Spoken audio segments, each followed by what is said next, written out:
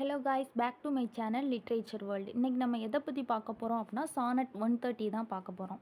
இந்த சானட் 130 வந்து எதை பற்றி இருக்கும் அப்படின்னா பிளாக் லேடியை பற்றி இருக்கும். ஒரு ஷேக்ஸ்பியருக்கு வந்து ஒரு லவ் அஃபேர் இருக்கும்.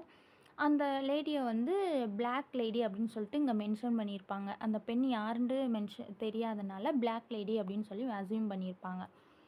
ஓகே, இப்போ வந்து நம்ம போயம் பார்த்துடலாம். My mistress eyes are nothing like a Sun. Maximum வந்து இந்த போயமில் வந்து ஷேக்ஸ்பியர் என்ன பண்ணியிருப்பார் அப்படின்னா ஒரு நெகட்டிவாக தான் வந்து பேசுவார் அந்த பிளாக் லேடியோட பியூட்டிஸை வந்து.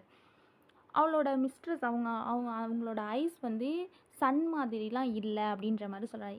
என்னுடைய காதலியின் கண்கள் வந்து சூரியன் போலலாம் இருக்காது அப்படின்னு சொல்கிறாரு.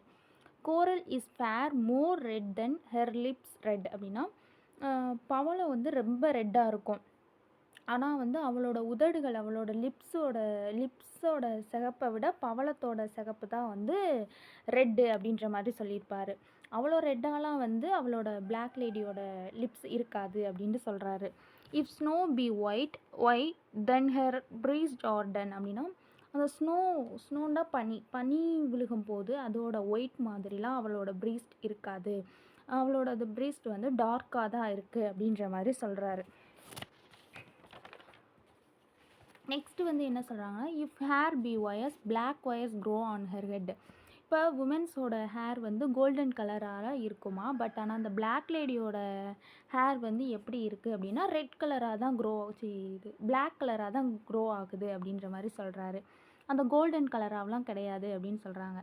ஐ have seen roses damasked red and white but no such roses see I in her cheeks. அப்படின்னா அவங்களோட சீக் இருக்குல்ல, அது வந்து ரோஸ் கலராலாம் கிடையாது, ரோஸ் அண்ட் ரெட் கலராலாம் கிடையாது, அந்த மிக்சர் கலராலாம் கிடையாது அப்படின்றத சொல்கிறாரு.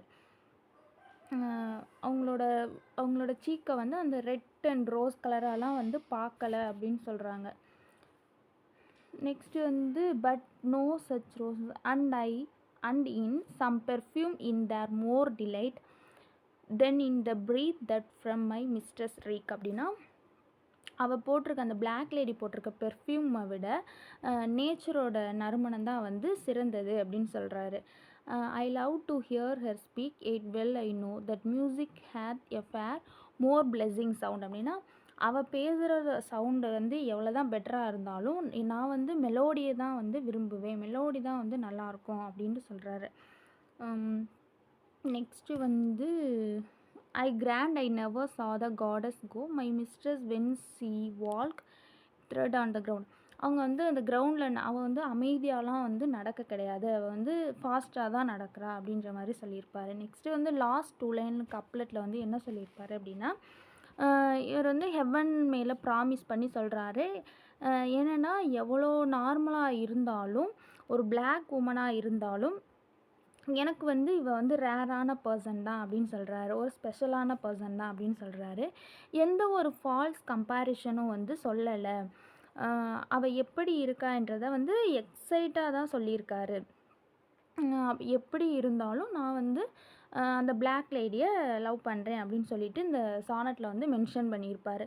இந்த சானட்டோட தீம் என்ன அப்படின்னு பார்த்தோன்னா true love, racial discrimination, inverted love, என்ன relation between love and beauty, அதை பற்றி தான் இந்த சானட்டில் சொல்லியிருப்பாங்க. Thank you guys. சப்ஸ்கிரைப் பண்ணாதவங்க என்னோடய சேனலை சப்ஸ்கிரைப் பண்ணிடுங்க.